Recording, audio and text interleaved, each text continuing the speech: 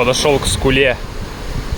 Тут волна бьется о корпус судна, и интересные цвета можно увидеть у воды.